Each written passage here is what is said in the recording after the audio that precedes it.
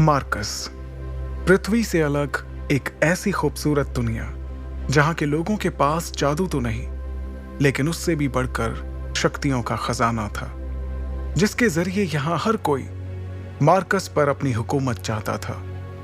यहां जो सबसे शक्तिशाली होता था वो कानून बनाता था और कमजोरों को उस कानून को मानना पड़ता था।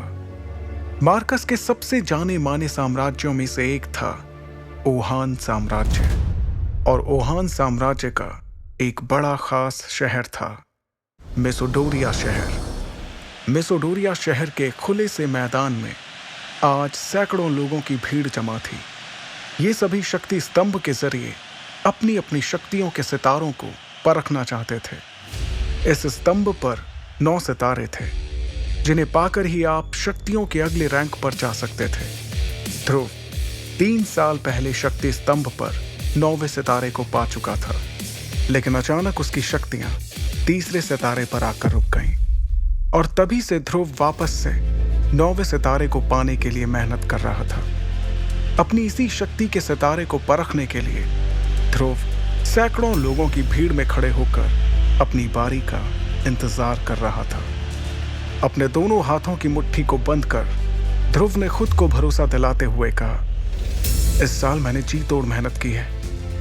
इस बार मेरी शक्तियां जरूर 9वें सितारे तक फिर से पहुंचेंगी, जरूर पहुंचेंगी। आज मैं शून्य रैंक से आगे बढ़कर एकलव्य बन के रहूंगा। तभी एक घोषणा सभी के कानों में गूंजी, और अब अपनी शक्तियों को परखने वाले अगले शख्स का नाम है ध्रुव। जैसे ही ध्रुव का नाम पुकारा गया, वो लोगों की भीड़ से निकलकर बाहर आया और अपने कदमों को धीरे धीरे बढ़ाते हुए ऊंचाई पर रखे एक बड़े से पथरीले स्तंभ की ओर बढ़ने लगा, जिसका नाम था शक्ति स्तंभ। शक्ति स्तंभ के ठीक सामने पहुंचने के बाद ध्रुव के जहन में कई बातें चल रही थीं। ध्रुव जब सिर्फ 4 साल का था, तब से उसने प्रैक्टिस करना शुरू कर दिया था, और 10 साल की उम्र तक तो वो 9वें सितारे तक पहुंच गया था। फिर 11 की उम्र में वो शून्य रैंक से एकलव्य रैंक पर आ गया था। शौर्य दल के 100 साल के इतिहास में ये पहली बार था जब एक 11 साल का बच्चा एकलव्य बन गया हो। लेकिन उसके बाद ऐसा कुछ हुआ कि अचानक से एकलव्य एक बार फिर से शून्य रैंक पर आ गया। यही सब सोचते हुए ध्रुव ने अपने दाहिने हाथ की हथेली को शक्ति स्तंभ पर रखने के लिए आगे बढ़ाया। फिर उसने आंखें बंद करते हुए अपनी हथेली को शक्ति स्तंभ पर बने शक्ति चक्र पर रखा। कुछ देर सन्नाटे के बाद ध्रुव के कानों में एक आवाज गूंजी, तीसरा सितारा, शक्ति और भी कम। इस बार भी ध्रुव का सबसे निराशाजनक प्रदर्शन। यह आवाज जैसे ही ध्रुव, अगले ही पल उन दोनों की नजरें आपस में मिली, जिससे ध्रुव की बेचैनी थोड़ी कम हुई। कुछ ही देर में वो दोनों साथ साथ कदम बढ़ाते हुए मैदान से बाहर निकल के जाने लगे। ध्रुव अपने घर शौर्य महल की तरफ बढ़ रहा था। तभी ईरा ने उदास दिख रहे ध्रुव का हौसला बढ़ाते हुए कहा, ध्रुव, तुम्हें उन लोगों की बातों से परेशान नहीं होना चाहिए। मुझे तुम पर पूरा भरोसा है। एक ना एक दिन तुम एकलव्य जरूर बनोगे। ईरा अपने सबसे अच्छे दोस्त को दिलासा देने की कोशिश कर रही थी, लेकिन इस वक्त ध्रुव के जहन में सिर्फ एक ही बात चल रही थी कि आखिर इतनी मेहनत करने के बाद भी उसकी शक्तियां क्यों नहीं बढ़ रही थी। एक तरफ जहां ध्रुव की परेशानियां बढ़ती जा रही थीं, तो दूसरी तरफ एक और परेशानी उसके घर की ओर कदम बढ़ा रही थी। लेकिन ध्रुव उस परेशानी से पूरी तरह बेखबर था। ध्रुव और ईरा आखिरकार शौर्य महल पहुंच गए। शौर्य महल में ध्रुव के पिता अरेंद्र, जो कि शौर्य दल के लीडर भी थे, अपने दल के कुछ बुजुर्गों के साथ बैठकर किसी खास मुद्दे पर बातचीत कर रहे थे। लेकिन जैसे ही अरेंद्र की नजर अपने बेटे ध्रुव पर गई, उसके उदास चेहरे को देखकर उन्हें सब कुछ समझ आ गया। वो अपनी बातचीत को वहीं पर रोककर ध्रुव के पास गए। अरेंद्र ने अपने बेटे ध्रुव को सीने से लगाते हुए कहा, कोई बात नहीं ध्रुव, तुम मेरे बेटे हो, शौर्य दल के लीडर अरेंद्र के बेटे। अगली बार तुम्हें जरूर कामयाबी मिलेगी। हिम्मत मत हारना। इस वक्त शौर्य महल के दरबार में बैठे सभी लोगों की नजर ध्रुव पर ही थी। तभी अचानक एक लड़की नीले रंग के गाउन में अपने लंबे लंबे कदमों के साथ शौर्य महल के इस दरबार में दाखिल हुई। इस लड़की का नाम लारा जयान था। लारा के दादाजी ओहान साम्राज्य के शेरदिल सेनापति रह चुके थे और लारा अंबर दल की होने वाली लीडर थी। अंबर दल ओहान साम्राज्य के सबसे ताकतवर दलों में से एक था। यह इतिहास में पहली बार था कि कोई इतनी कम उम्र में अंबर दल का लीडर बनने वाला था। लारा को अपने सामने देखकर सभी लोगों के साथ अरेंद्र भी हैरानी में पड़ गए, क्योंकि सभी जानते थे कि ये कोई आम लड़की नहीं बल्कि अंबर दल की होने वाली लीडर थी। लारा का अचानक इस तरह से महल में आना किसी को भी समझ नहीं आ रहा था। फिर भी उसे अपनी ओर आते देखकर शौर्य दल के प्रमुख अरेंद्र ने कहा, तुम्हारा स्वागत है लारा। ना कोई खत, ना कोई खबर, इस तरह से यूं अचानक, सब ठीक तो है? अरेंद्र के सवाल पर लारा ने अपने दाहिने हाथ से चुटकी बजाते हुए अपने बॉडीगार्ड्स की ओर इशारा किया। इशारा पाते ही वो सभी एक कदम आगे आए। वो बॉडीगार्ड्स एक बड़े से हरे रंग के बॉक्स को पकड़े हुए थे।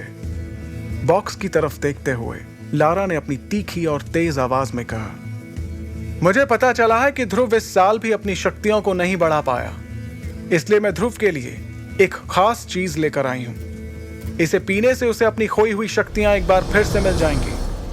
अरेंद्र ने ध्रुव की ओर देखकर दोबारा लारा को देखते हुए कहा, लेकिन लारा, हम तुमसे कोई तोहफा नहीं ले सकते, और वैसे भी तुम कुछ ही दिनों में हमारे परिवार का हिस्सा बनने वाली हो, इसलिए इस तोहफे की कोई जरूरत नहीं है। अरेंद्र की बात खत्म भी नहीं हुई थी और बॉडीगार्ड्स ने उस बॉक्स को खोल दिया।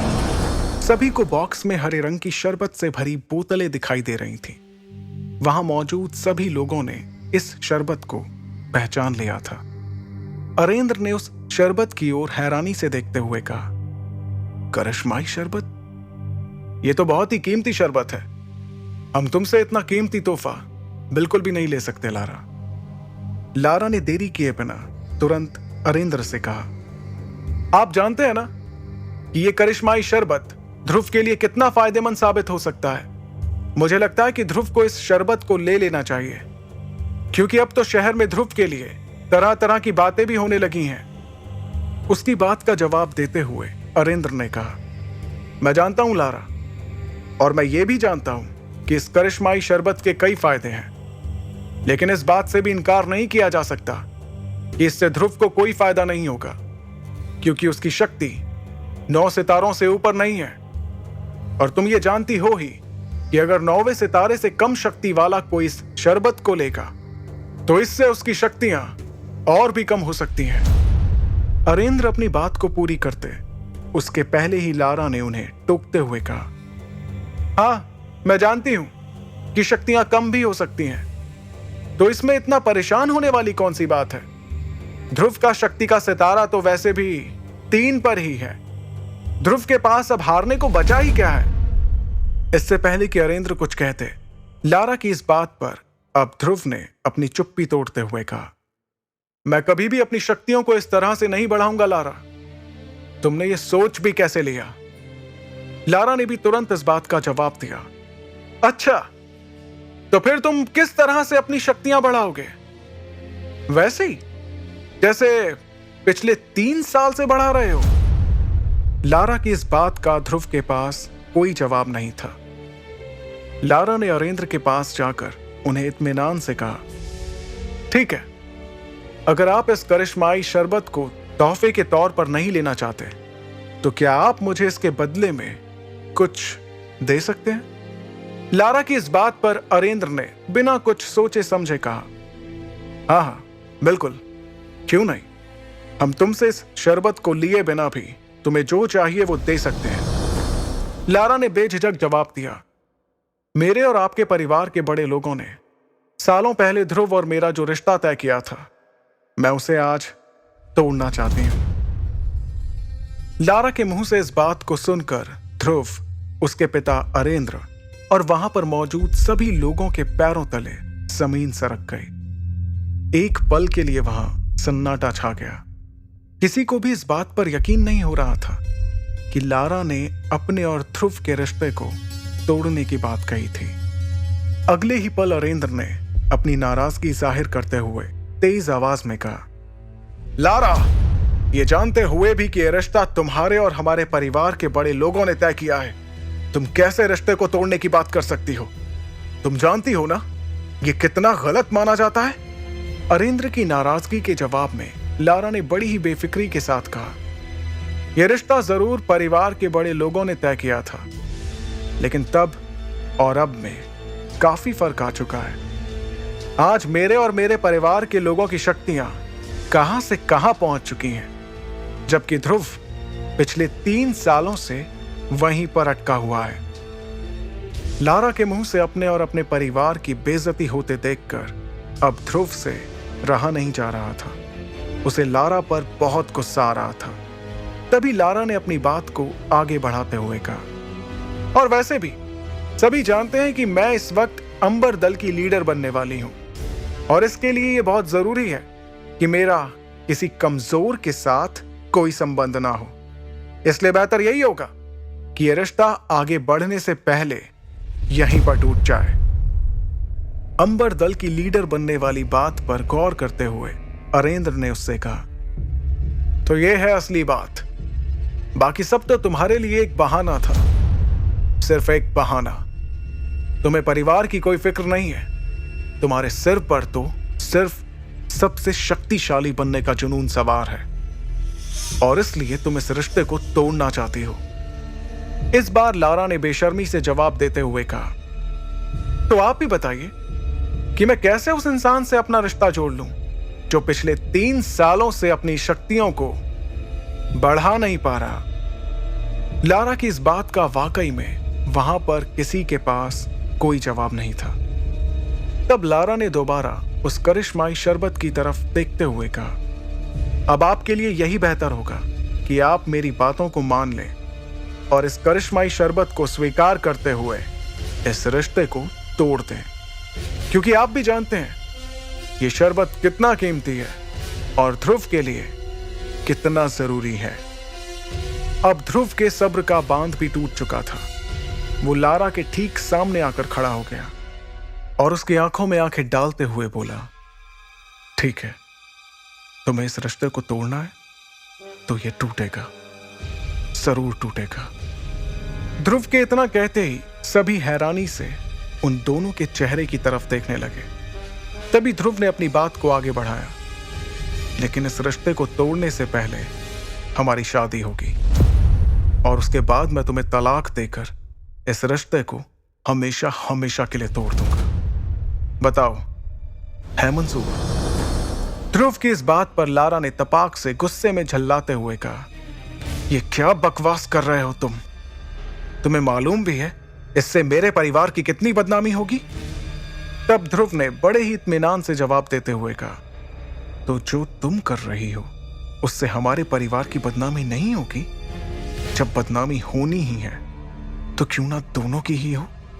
इस जवाब पर लारा ने तेवर दिखाते हुए कहा, मुझे यकीन नहीं आ रहा है कि मैं उसी ध्रुव से बात कर रही हूं जिसे मैं कुछ सालों पहले मिली थी। ध्रुव ने बिना वक्त गवाए अपने उसी अंदाज को बरकरार रखते हुए कहा, मुझे भी यकीन नहीं हो रहा है कि कैसे तुम इस करिश्माई शरबत की आड़ में इस रिश्ते को खत्म करने के लिए बिना कुछ सोचे समझे यहां चली आई। इतनी बातें करते हुए ध्रुव और लारा दोनों के चेहरे एक दूसरे के बहुत ही नजदीक आ गए थे। उन दोनों की आंखें एक दूसरे को घूरे जा रही थीं। माहौल गर्माता हुआ देखकर लारा के बॉडीगार्ड्स अपनी जगह से आगे बढ़े, लेकिन अगले ही पल लारा का एक इशारा मिलते ही उन सभी ने अपने आप को रोक लिया। फिर लारा ने अपनी बात को आगे बढ़ाते हुए कहा, मेरे पास एक तरीका है जिससे हम इस रिश्ते का फैसला कर सकते हैं। ध्रुव ने उससे पूछा, और वो क्या है? लारा ने कहा, 3 साल बाद हम दोनों के बीच एक मुकाबला होगा। अगर उस मुकाबले में मैं जीत गई तो तुम्हें इस रिश्ते को तोड़ना होगा, और अगर तुम जीत जाते हो तो वही होगा जो तुम चाहोगे। लारा की ये शर्त सुनते ही शौर्य महल में एक सन्नाटा छा गया था। अब सभी की नजरें ध्रुव के जवाब का इंतजार कर रही थीं। क्या ध्रुव अपनी मंगेतर लारा की शर्त मानेगा? आखिर क्या वजह है जो ध्रुव की शक्तियां पिछले 3 सालों से आगे नहीं बढ़ पा रही थीं? कैसे लड़ेगा ध्रुव अपने से शक्तिशाली लारा से? जानने के लिए सुनते रहिए शक्ति चक्र, सिर्फ पॉकेट एफएम पर।